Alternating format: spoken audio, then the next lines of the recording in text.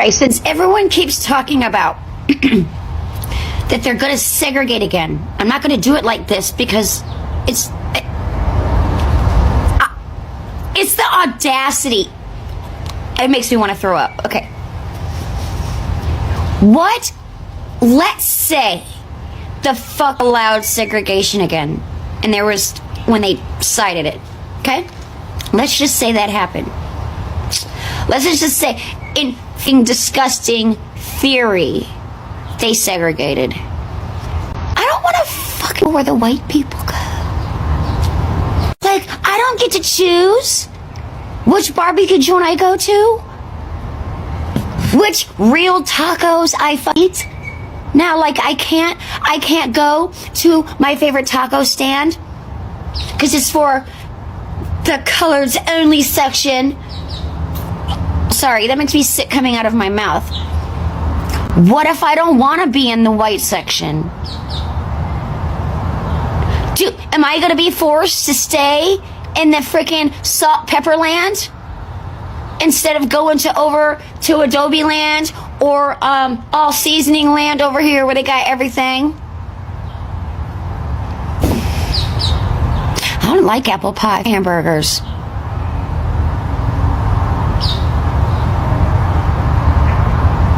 If they segregate, do we... I won't get to eat the good food anymore, be with the cool people. Cool people, please don't segregate. I won't have any cool friends anymore. I have like one white friend. And they live like 2 hours away.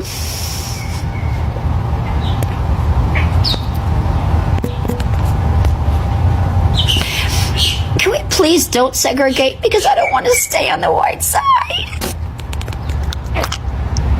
This is not fun over here. I'm just sick of the... Oh, God. Let's talk about a word that makes people very uncomfortable. Segregation. Not from the 1950s, not Jim Crow buses and water fountains. I'm talking about the idea of modern racial segregation. Here's the twist. A growing number of black and brown Americans are calling for more autonomy, more ownership, and more control over their communities. And guess who is getting nervous? I ain't going backwards. They're going to literally have to remove me from black-owned stores, black-owned restaurants, and black neighborhoods. So the problem is that us white people, we have been lied to so much, being told that we're superior. We ain't shit. We wouldn't be shit if our forefathers didn't lie, cheat, and steal and change history. Come on, I ain't going backwards. I see the value. I know the value of black people in my life. I know that I wouldn't be who I am without the black people that I've had in my life, a part of my journey. No. And if you're white and you don't like what I got to say, you can have the life you deserve, because I don't give a rat's ass. No, black people really don't give if they can't be around white people, right? Like, you think that black people give a flying fuck that you're not going to let them into your racist ass place? Because I promise you they don't. What's really going to suck is not being able to go into black spaces like that. That's going to suck for white people who enjoy things that are cool and fun. That part's really gonna suck, but like, we deserve to be kicked out.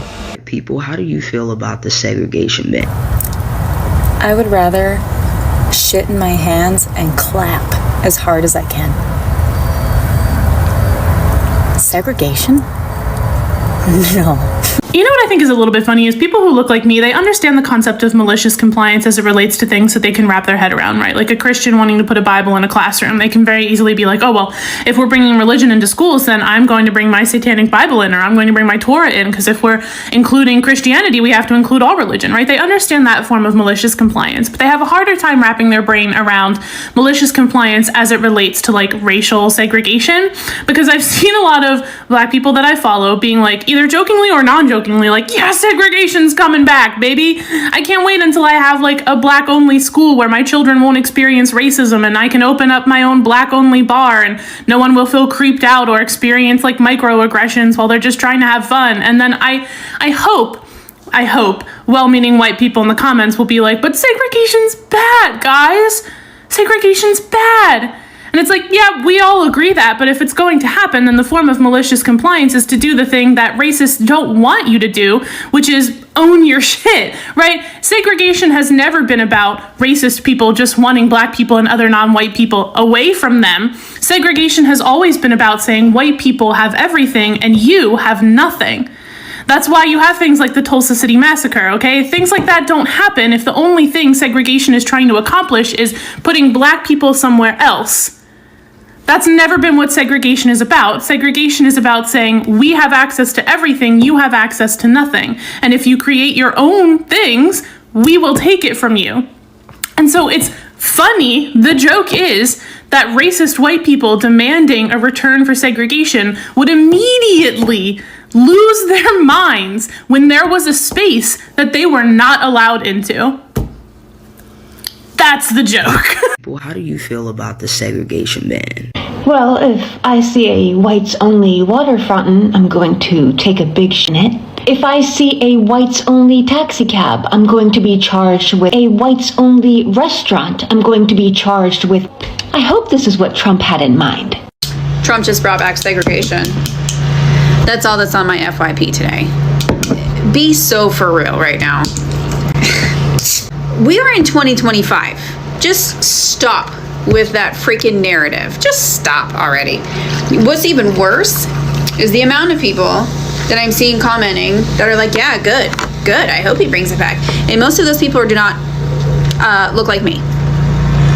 Yeah, so I don't know why you would want that. Sounds pretty damn hateful to me. He did not bring back segregation. What he did is try to protect women and children in bathrooms. I don't see where that's a problem. I would prefer to not have to worry about being in a restroom with a man walking in. Just a thought. I do have a daughter. I'd like to know that she's safe when she's in there. So, yeah. Trump did not bring back segregation. He did not bring back racial segregation for those in the back. I'm gonna get in so much trouble for saying this, but I think white people need segregation. We need segregation to learn a lesson. There are far too many white people who think like, oh, it's okay, we roll back DEI, everybody will be fine. Like, I see that you're cool, you see that I'm cool. No. And thanks to the Trump administration, they've rolled back a lot of segregation laws. So, I mean, not that they ever tore down the original separate water fountains. They're just going to put the sign up once again that says blacks only. There are a lot of people who think if segregation comes back, it will be to their advantage. It will be to such the disadvantage of white population. And frankly, I think it's going to be good. There was a white woman who went into some bar the other day and she filmed it. Wearing a MAGA hat, she walked into a bar and like automatically the owner of the bar was like, get them out of my bar. You can't deny me service. No, your kind went to the Supreme Court to ensure that I can deny you service. Your beliefs are not my beliefs. Get the hell out of my bar. But I voted for MAGA and I'm white. You can't deny me. Yeah, we can. Yeah, we absolutely can. And she's filming it. And you can almost hear in her voice, she's absolutely sure she's going to post this video and she's going to become instantly famous. How dare this bar deny her? And instead the comments were like, know your place. That is not your space. Last time there was segregation, minorities couldn't go into white spaces, but white people went into minority spaces. There's always some stereotypical photo of like some socialite from Fifth Avenue up in the Harlem in the jazz clubs being like, oh, I'm mixing with the cool people and smoking the funny cigarettes. And then, inevitably she marries a Vanderbilt and, settles down and remembers her side of the town. I think if this time segregation comes back, segregation should be to keep the white people out. It would be good for minority culture, but it would be outstanding for white culture to finally understand, really get the point. No, we're gatekeeping. Hairstyles and food and flavor and music and culture, all of this is ours. Not for you. Kardashians can't no, these are Albanian box braids. It's our culture. It is not, frankly. As much as it will not benefit me, I think it would be to the benefit of white people to feel segregation, to go through segregation for, let's start with 300 years. That seems like the right number. Then we'll check in to see how they're doing and maybe start some other new version, DEI 2.0. As a matter of fact, in white culture, white women should probably make their own group too. There can be MAGA, white women, minority, separate, not equal, and definitely learning some lessons. Grow with love. We're definitely in this phase that until it affects me, I don't care about it, but that's short term because, you give me back my Social Security. I'm no longer interested in everybody else's struggle. To long term deny white people everything they feel entitled to, I think it's long past time for that lesson to be taught. And yeah, it's going to be super hard keeping white people out. You saw how many struggled with the blue bracelet idea. I admit I'm not going to like it, but I think it would be to the benefit of all. Nobody is coming to save us. And I don't think I can say that enough because I keep on seeing it in my comments and I keep on seeing other videos why can't Sweden come save us? One, America has greatly overestimated how much the rest of the world likes them. America is the friend in the friend group that everybody wants to drop but can't seem to get rid of, either because, we have the cool lake house or the hot brother, but as soon as the thing we have is no longer necessary, we're out. Everybody shit talks us 24/7. We are 99.9% of the reason the rest of the friends group has a toxic relationship, because if we were just removed from the dynamic, they'd all be fine. There's this well, why can't Sweden come save us? Why would Sweden? Do you actually think they like us? We're rude and self-centered and half the reason for the decay and erosion of society. Most of the rules the rest of the world sets up is to handle the shit we dump on them. We give them social media. They teach their kids how to spot fake shit on the internet. We take away laws that put up a barrier. They are busy trying to figure out how they're going to regulate AI. We've taken all the rules off of AI and just said, you know what? If killer robots happen, that's an acceptable risk. The rest of the world teaches classes on deepfakes. There are people who are convinced that Trump's Gaza video is real. We're the stupid friend. We're the one that when you go out, everybody's like, oh my God, you gotta watch America. They're gonna do stupid shit tonight. Ugh. The expectation that a country is going to step in to save us, they're gonna see us, they're gonna see Trump not listening to the rules and that they're gonna step in. That's the Trump family business. Not playing by the rules is the only thing the Grump family line is good at. Donald Trump would rather spend 10 years burning his hemorrhoids on a chair in a courtroom so he doesn't have to pay his contractors, his workers, his anything. To him, it's worth it. He would rather die than cut a check fairly to anybody. Chuck Schumer, may he burn in hell, is currently pushing his autobiography in which they were like, well, we just assumed the Republicans would wake up and fix their own problem. We teed it up. Here's an impeachment. And then, the Republicans refused to hit the wiffle ball. Everybody is sitting around waiting for somebody else to fix the problem. And the closest we came is the guy who resulted in Trump wearing a maxi pad on his head for a few days. For any country to try to step in and help us would be declaring war. Why would they do that? For the first time in about 100 years, they can get America out of their business. They can get America's bases off their country's soil, and they would no longer have to play friends with the friend in the friend group that they don't want there anyway. There's no advantage to them helping America.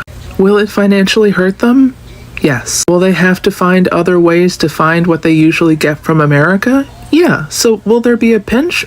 But it's kind of like having a summer without a lake house. You still have a summer. Worth it. Canada's Prime Minister got in, and instead of running to America to kiss the ring, ran to France and Sweden and the Arctic and is making more deals across the globe.